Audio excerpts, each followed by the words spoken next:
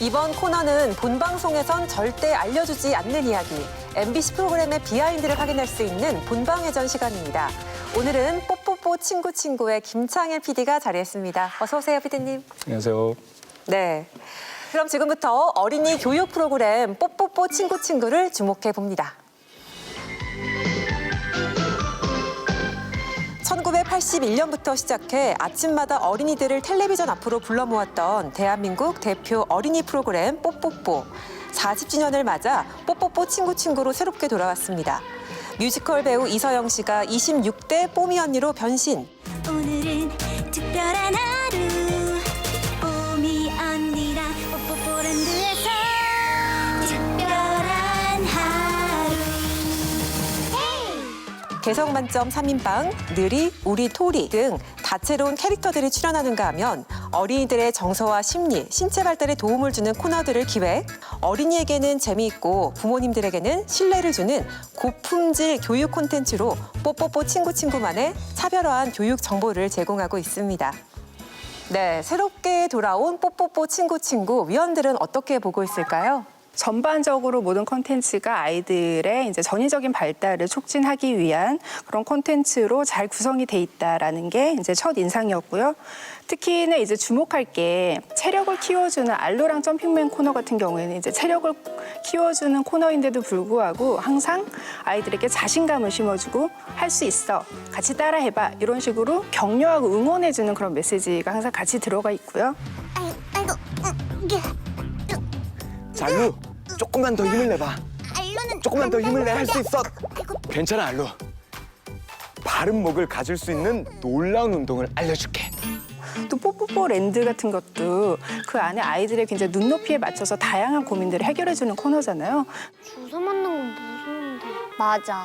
나도 좀 무서워. 뽀미 언니도요? 어른도 주사가 무서워요? 그럼 정말? 주사 맞는 게 무서워도 예방 주사를 맞아야 아프지 않고 건강하게 잘 자랄 수 있으니까. 아. 그래야 진짜 슈퍼히어로가 될 수 있으니까. 용기 내서 용감하게 맞는 거야. 전반적으로 다채로운 구성 안에서도 일관된 어떤 메시지는 아이들의 건강한 정서에 굉장히 이 프로그램이 관심을 기울이고 있구나, 이런 인상을 받아서 저는 조카랑 굉장히 재밌게 유익하게 보고 있습니다. 저도 뭐 거의 비슷한 내용 같아요. 뭐 체력 운동이라든지 뭐 영어, 그다음에 생활 습관, 친구 관계 이런 어떤 다양한 코너들이 굉장히 유기적인데 또 최근에 미디어 환경을 봤을 때 하나하나씩 떼어놓아도 너튜브 같은데 각각의 컨텐츠로도 또 주목을 받을 만한 그런 컨텐츠들이어서 굉장히 재밌게 봤고요. 다만 이제 개인적인 아쉬움은 캐릭터나 노래가 아이들의 어떤 몰입도를 확 집중할 만한 그런 부분에서는 약간의 아쉬움이 좀 남는다. 그래서 지금 뭐 방향성이나 내용 다 좋은데 어쨌든 이런 컨텐츠라는 거는 아이들이 많이 봐줘야 하는 거기 때문에 그런 부분에 있어서 시선이나 그런 귀를 사로잡을 만한 좀 컨텐츠를 조금 더 개발해주면 어떨까라는 생각을 해봤습니다. 네.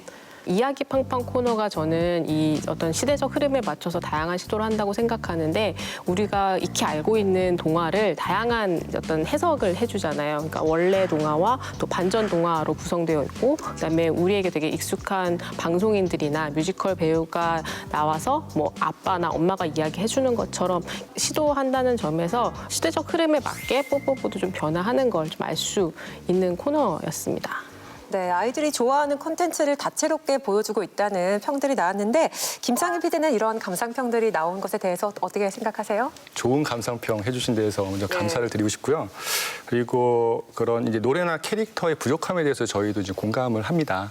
주변에 이제 어떤 뭐 의견이라는 조언들을 받아들이면서 개선하는 과정이라 저희 위원님의 의견도 반영해서 더 좋은 프로그램을 만들 수 있도록 노력해 보겠습니다. 네. 자, 그럼 본격적으로 김창일 PD와 함께 뽀뽀뽀 친구 친구에 대한 궁금증 풀어나가 보겠습니다. 이 뽀뽀뽀 친구 친구는 이 제작진들도 아이들에 대한 남다른 애정과 관심이 꼭 필요할 것 같은데요. 김창일 PD가 어린이 프로그램을 맡게 된 특별한 이유나 계기가 있을까요? 딱 이 한마디면 그냥 아 그렇구나 하시던데 네. 제가 그 아이셋 아빠입니다. 네, 그리고 아이셋 아빠 뭐 이제 직접 육아하면서 이런 이제 어린이 컨텐츠에 대해서 관심을 자연스럽게 가지게 됐고요. 컨텐츠를 보면서 딱 드는 생각이 딱 이거더라고요. 이제 더 이상 아이들은 TV를 보지 않는구나. 다들 이제 스마트 기기로 다 소화해서 이제 어린이 프로그램은 좀 바꿔야겠다. 이제 TV 틀을 벗어나서 디지털 뉴미디어 영역으로 넘어가야겠다고 좀 생각을 했거든요. 그래서 그런 부분에 있어서 좀 더 기존보다는 좀 더 다채롭고 아니면 이제 본 화면상으로도 아마 그런 게 느껴지실 것 같은데 예, 그런 부분에 있어서도 더 많은 이제 신경 쓰고 있습니다. 예. 네.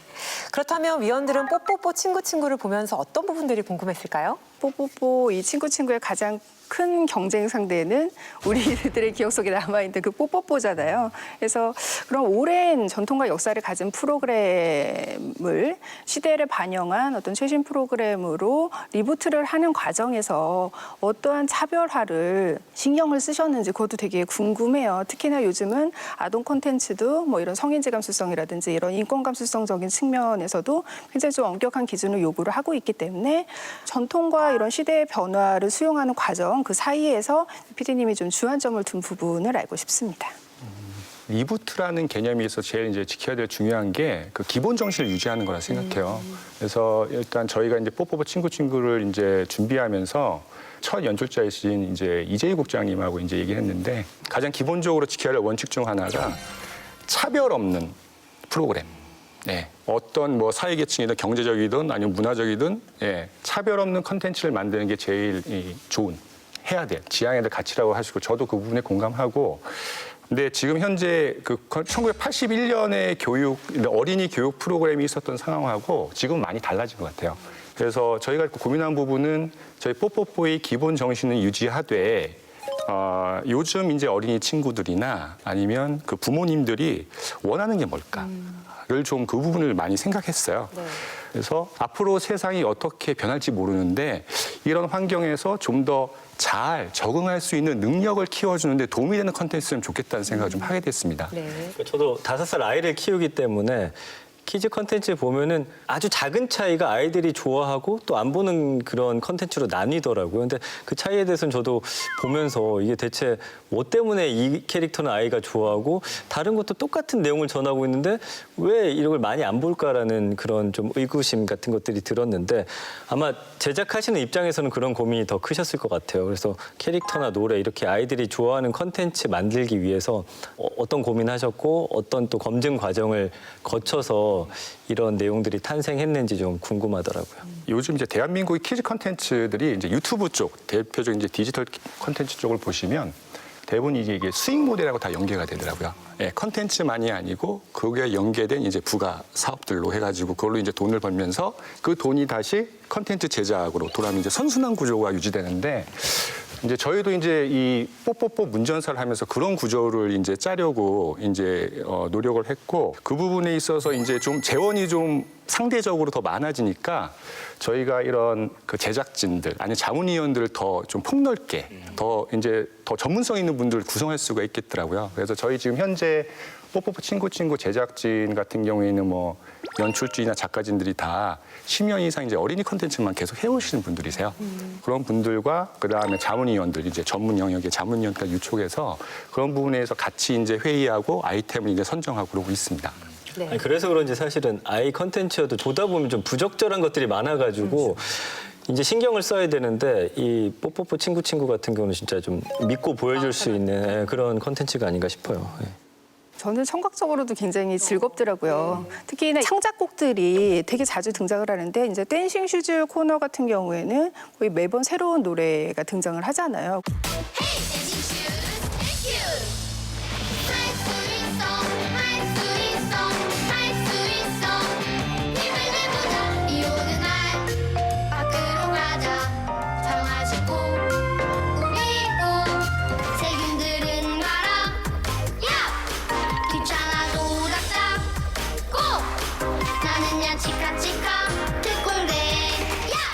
그래서 이건 좀 완성도가 높다 싶을 정도로 굉장히 좀 공을 들여서 만든 그런 느낌이 나거든요. 그래서 음악 작업은 어떻게 이루어지는지도 궁금합니다. 이제 저희 같은 경우에는 이제 이 음악 작업의 순서가 아이템을 선정하고 거기에 따라서 이제 대본 작업을 하게 돼요. 이제 스토리 구성, 이야기 구성을 하게 되고요. 근데 이야기 구성에서 저희가 이제 어린 친구들에게 이제 전달하고 싶은 이제 메시지, 교육 정보들을 그걸 사실 노래로 만드는 거거든요. 그래서 그 가사를 이제 쓰고 그 가사에 맞춰서 어린이 뭐 프로그램 아니면 이런 공연 쪽에서도 약간 이제 인지도가 있으신 분들을 섭외해서 그분들이 이제 작곡을 해주고 계세요.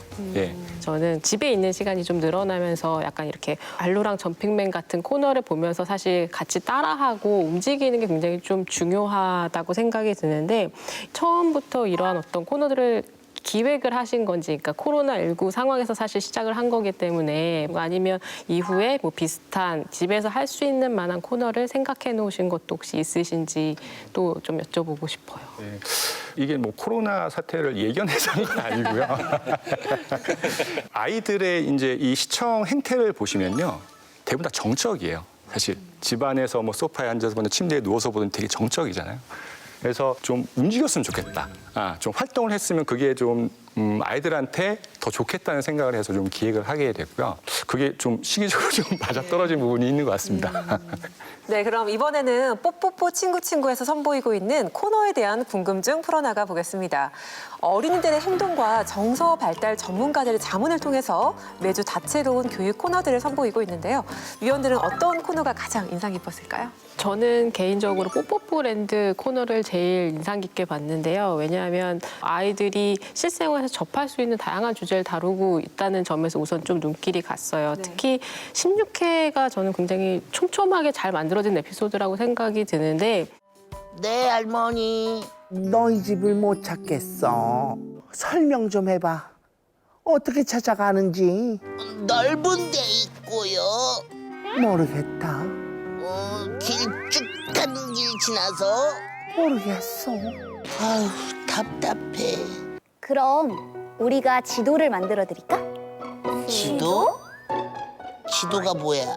아이가 지도가 뭔지 모르는 상태에서 설명을 해줍니다. 이게 바로 지도.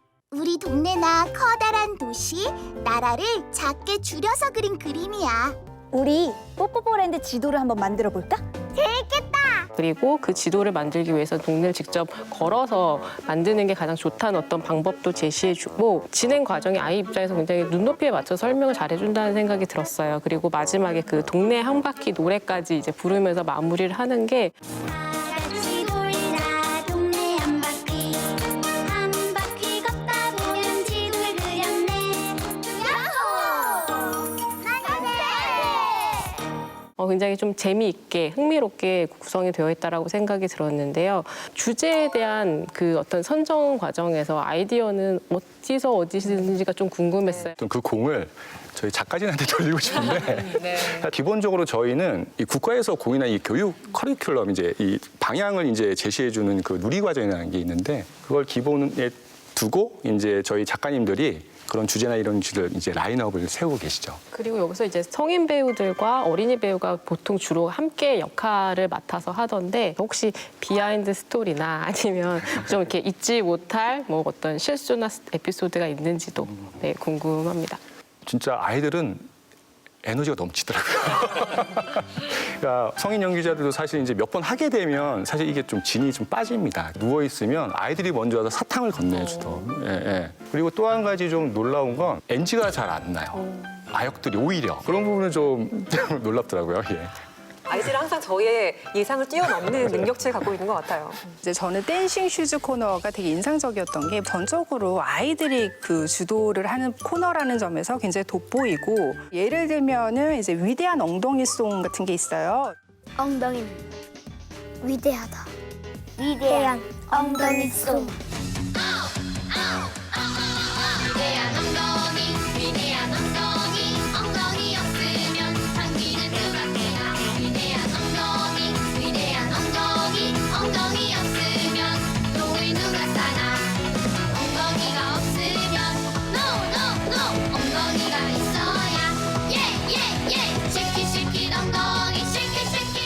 이제 아이들이 워낙 엉덩이를 좋아하니까 저희 조카도 굉장히 즐겁게 봤는데 또 저는 이거를 본방 볼 때는 몰랐는데 유튜브로 봤을 때 자문 영상 컨텐츠가 같이 있더라고요. 안녕하세요. 무용동작치료사 김미영입니다. 우리 아이들 엉덩이 소리만 나오면 너무 까르르 까르르 웃고 좋아하잖아요. 그런데 발달 단계상 이게 어쩔 수가 없어요. 아이들이 좋아할 수밖에 없는데 건강하게 그 좋아하는 것을 표현하고 또 건강하게 자기를 인식하는 표현들이 필요하거든요. 그래서 이 노래를 통해서 아이들이 건강하게 자기 신체를 인식할 수 있는 기회를 가졌으면 좋겠어요. 아이들이 자신의 신체를 좀 긍정적으로 인식을 하고 이것이 결국 어떤 건강한 자아상을 확립하는 데 도움이 된다라는 식으로 이렇게 해석을 해주니까 댄싱 슈즈라는 코너가 굉장히 좀 전문적으로 보이고 유익한 코너구나라고 느꼈어요. 이런 무용 동작 치료라는 어떻게 보면 굉장히 좀 낯선 개념인데 어떻게 적용을 하게 되셨는지가 가장 궁금합니다. 이제 댄싱 슈즈는 사실 심리 치료 목적의 컨텐츠는 아닙니다. 그러니까 저희가 뭐 이제 아이들로 가면 이제 춤추고 노래할 수 있게 그렇게 유도해주는 컨텐츠고 전문가들이 어떤 이런 컨텐츠에 대해서 이런 부분에 대해서 뭔가 조언을 해주는 건 그건 이제 부모님들이 이걸 좀 아셨으면 좋겠다는 의미에서 좀 만들었어요. 그러니까 아이들이 이 컨텐츠를 보면서 아니면 그걸 같이 보는 부모님들도 아이들한테 어떻게 이거를 더 그런 효과가 더 증진될 수 있도록 이제 가이드를 사실 주는 역할이라고 저는 생각합니다. 한 가지 좀 아쉬운 점은 보호자들과 같이 시청을 할 때가 있고 이제 아이들이 혼자서 볼 때가 있는데 댄싱 슈즈 같은 경우는 포인트 동작 설명을 자막으로만 설명을 하잖아요. 그러니까 한글을 모르는 미취학 아동들이 따라하기에는 좀 난이도가 있어 보여요. 그래서 좀 개선점 같은 것들은 좀 염두에 두고 계신지도 궁금합니다. 변명이라고 말씀드리면 뭐 내부적으로는 어떤 생각을 했냐면 댄싱 슈즈의 구성을 보시면 앞과 뒤가 똑같습니다, 사실. 그러니까 무대만 바뀔 뿐 동작이 똑같거든요. 처음에 이제 하는 율동들은 아이들의 관심을 불러일으키고 두 번째는 같이 한번 따라해 볼까인데 이게 어쨌든 구성상 너무 똑같은 걸 그냥 붙여버리면 좀 이상하지 않아? 그래서 중간에 하나를 이제 브릿지식으로 하나를 둔 거예요. 네, 포인트 안무를. 이 포인트 안무를 우리가 이렇게 보여주는 대로 설명해주는 정확히 따라해 이건 사실 그게 중요한 건 아닌 것 같습니다. 아이들이 그냥 흥겹게 춤을 추면 되거든요. 저는 이야기 팡팡이 가장 흥미롭더라고요. 그러니까 저희 아이한테 예전에 아기 돼지 삼형제 한번 읽어준 적이 있거든요. 몇 번 좋아해가지고. 근데 이제 저희 대전의 아버님이 나무로 작은 집을 하나 지었는데 거기 놀러 가서 하는 말이 이거 바람 많이 불면 무너지는 거지? 이렇게 물어보더라고요. 그래서 아니, 그러진 않아. 이게 약간 책에선 그렇게 나왔잖아. 이게 약간 맞지 않는 부분이 상당히 많아요. 획일적이고 뭔가 권선징악적이고 모든 걸 이분법적으로 나눠가지고 사실 설명하는 경우가 많거든요. 근데 이야기 팡팡 같은 경우는 원래 동화를 먼저 한번 들려주고 얘들아, 우리 언덕 위에 가서 놀자. 싫은데? 난 물에서 놀 건데. 소리야. 개굴개굴하고 울기만 하면 완전 청개구리네. 그래서 난 개굴개굴 안 하고 굴개굴개 하려고. 굴개. 소리야, 내일 소풍은 갈 거야? 가야지. 굴개. 그럼 호숫가로 늦지 않게 와. 알았어. 굴개. 소풍은 가고 싶으니까 오늘은 거꾸로 하지 말아야지. 호숫가로 출발! 뭐야? 소풍 가자고 해놓고 오지도 않고. 소리야, 호숫가로 오라고 해놓고 왜 안 온 거야? 나랑 느리는 토리 네가 맨날 거꾸로 하길래 호숫가로 오라고 하면 언덕으로 올 줄 알았지. 다른 사람의 이야기를 잘 듣지 않아가지고 결말이 좋지 않게 끝났던 청개구리. 이 내용의 결말을 비틀어가지고 또 다른 반전 동화로 또 보여주는데 날이 흐리네. 비가 올 것 같은데. 우비 입고 장화 신고 우산도 챙기는 게 낫겠어. 알았어, 느리. 네 말대로 할게. 비는 안 오고 웬 바람만 이렇게 부는 거야? 하늘 보니까 전혀 비 올 것 같지 않은데? 우비랑 장화 다 벗고 우산도 놓고 가도 되겠어. 알았어. 우리 네 말대로 할게. 뭐야? 비가 오잖아? 이런 날에 수영하는 게 최고야. 아니야. 언덕까지 누가 먼저 가나 달리기 시합하자. 그만! 말 잘 듣는 것도 중요하지만 오래 생각한 다음 내가 스스로 결정하는 것도 중요하다는 걸 알았거든. 이걸 보면서 아이한테 좀 설명해 줄 것도 많고 서로 좀 대화가 가능하다 보니까 너무 재밌다 이렇게 느껴졌거든요. 이런 것들은 어떤 작업을 통해서 이런 내용으로 하자 결정이 되는지가 굉장히 궁금했습니다. 저희가 뭐 이게 원작 동화라고 하고 뽀뽀뽀 캐릭터를 사실 이게 바꾼 거거든요. 그리고 내용도 많이 생략돼 있고 그러면 이걸 보면서 원래 이 동화는 어떤 내용일까를 이제 엄마 아빠 같이 볼 수 있기도 하고 그다음에 시간의 한계상 포인트를 한 한두 개 정도만 이제 반전 포인트를 잡고 있는데 부모님과 아이들이 이제 얘기하면서 되게 많은 포인트들이 생길 것 같아요. 만약에 이랬으면 어땠을까 하는 그런 서로 이제 대화를 유도하고 아이들 입장에서도 딱 이게 한 가지 결론이 아니고 어떤 포인트에 따라서 이건 달라질 수 있구나. 그러니까 좀 달리 생각할 수 있는 계기가 됐으면 좋겠다는 생각에서 이런 코너를 좀 만들게 됐습니다. 예. 이번에는 캐릭터에 대해서 이야기를 나눠보겠습니다. 뽀뽀뽀 친구에는 대표 캐릭터죠. 뽀미 언니를 비롯해서 아이들의 눈높이에 맞춘 개성 강한 캐릭터들이 활약하고 있는데요. 김창일 PD, 그중에서 가장 반응이 뜨거운 캐릭터는 누굴까요? 저희가 아직 이제 확 뜨는 캐릭터가 없어서 네. 주변에서 이제 어쨌든 피드백을 주신 것 중에 점핑맨을 좋아하시네요. 예, 예. 제 아들도. 저희 조카도요. 저희 제작진은 네. 키키를 좋아합니다. 악당이 아니고 악동 캐릭터잖아요. 귀여우면서 악동. 그리고 또 이 연기해 주신 이 키키 분이 또 애드립을 되게 잘해주세요. 예, 그래서 더 재밌게 해주시거든요. 네. 그 내용을. 첨벙첨벙 물놀이 정말 신나지. 작은 아이스크림은 다 시원해요. 재밌는 여름 노래. 누가 여름 노래를 말했는가? 여름 노래를 부르려면 이 정도는 있어야지. 짜잔! 여름, 여름, 더워, 더워! 예! 그래서 이제 제작진들은 키키를 좋아하고 있습니다. 저도 악동 캐릭터인 키키를 제일 좀 좋아하는 입장인데요. 재활용 쓰레기 버리는 건 너무 귀찮아 이러면서 이렇게 투덜이 같기도 하고 사탕 줄 테니 나랑 같이 이 닦지 말자라고 제안을 하는 것처럼 정말 어떤 짓궂은 모습을 정말 솔직하게 보여주는 캐릭터여서 좀 이렇게 인상에 좀 많이 남아요. 근데 금방 자신의 태도를 또 반성하고 또 친구들과 같이 또 굉장히 올바른 태도로 바뀌는 걸 계속 보여주게 되는데 그런 모습이 사실 또래 행동을 보고 이렇게 아이들은 간접적으로 따라하고 배우게 되잖아요. 보통 이런 악당 캐릭터들은 이렇게 친구들이 있으면 그 반대 지점이 있거든요. 근데 이렇게 한 무리 안에서 악동 캐릭터를 이렇게 친구로 함께 하는 건 잘 보지 못했던 것 같아요. 그래서 처음에 이런 악동 캐릭터를 설정하시는데 꼭 이제 필요하다고 느껴서 넣으신 것인지 뭐 그런 것도 좀 궁금합니다. 이야기 구성에 있어서는 갈등 요소는 이제 필요하죠. 그러니까 그래서 이야기가 이어지려면 뭔가 반대되는 캐릭터가 있어야 되는데 저희는 이제 어린이 컨텐츠니까 이 어린이들은 사실 본능에 좀 충실한 부분이 있지 않습니까? 그러니까 귀찮은 거 싫어하고요. 그다음에 뭐 많이 갖고 싶고 그건 이제 어린이 당연한 본성이라고 생각해요. 그래서 그런 부분을 대변해주는 캐릭터랄까? 그래서 이제 그런 키키 캐릭터를 좀 만들게 됐어요. 예. 느리 캐릭터가 굉장히 눈에 띄는 게 사실 아동 발달 과정에서 느림이라는 것은 살짝 이렇게 부정적으로 많이 평가가 되었기 때문에 이거를 굉장히 좀 긍정적으로 해석했다라는 점에서 굉장히 좀 돋보였고 아이들이 자기 눈높이에서 고민하고 있는 지점을 얘기를 하면 그냥 아무 말 없이 묵묵하게 들어주잖아요. 왜 이렇게 화가 났어?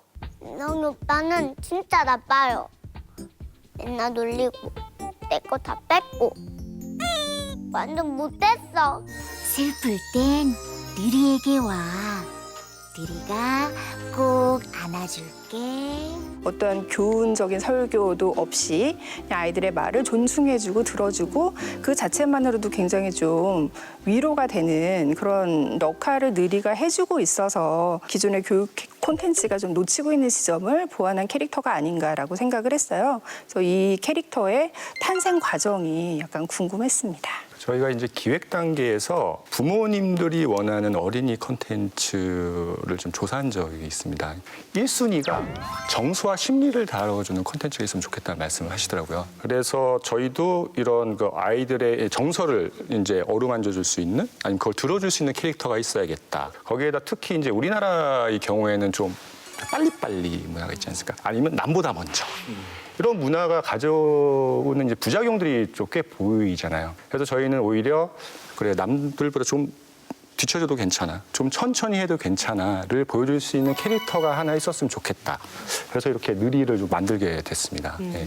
이외에 뭐 또 굉장히 정의로운 토리도 있고 똑똑한 우리도 있고 각각의 캐릭터들 구성할 때 또 이 외에 또 어떤 점을 좀 중점적으로 이렇게 생각하셨는지 그것도 궁금해요. 어린이 콘텐츠의 경우에는 한 캐릭터에 한 가지 성격만 담아야 된다더라고요. 왜냐하면 이 한 캐릭터가 다양한 성격을 담아버리면 그걸 보는 아이들은 이제 혼란을 느낀대요. 그래서 이야기 구성을 이제 이 흐름을 이어가기 위해서는 각자 캐릭터가 있어야 되는데 꼭 필요한 캐릭터들을 만들다 보니까 이렇게 좀 생각보다 많아졌습니다, 캐릭터가. 네. 마지막으로 오늘 뽀뽀뽀 친구를 대표해 나온 김창일 PD에게 전하고픈 한마디가 있다면요? 지상파에서 만드는 그런 공익적이고 건전한 가치관을 담은 콘텐츠이기 때문에 잠깐 내가 한눈을 팔고 아이가 혼자 봐도 그 믿고 맡길 수 있을 만한 그런 콘텐츠라는 생각이 들었고 앞으로도 그러한 덕목을 계속 유지해 나갔으면 하는 바람입니다. 지금처럼 좀 아이들이 흥미로워할 주제를 좀 많이 다뤄주셨으면 좋겠고요. 또 좀 다양한 공간에서 소통하는 좀 기회도 만들어주셨으면 하는 바람입니다. 이제 더 중요한 건 이렇게 좋은 콘텐츠를 더 많은 아이들이 봤으면 좋겠다라는 생각이에요. 그러니까 이왕이면 또 구독자도 한 100만 넘겨서 골드 버튼을 받을 수 있는 그걸 좀 고민하셔야 될 것 같아요. 더 많은 아이들이 보기 위한 노력에 좀 더 치중해 주시면 어떨까 생각을 해봤습니다.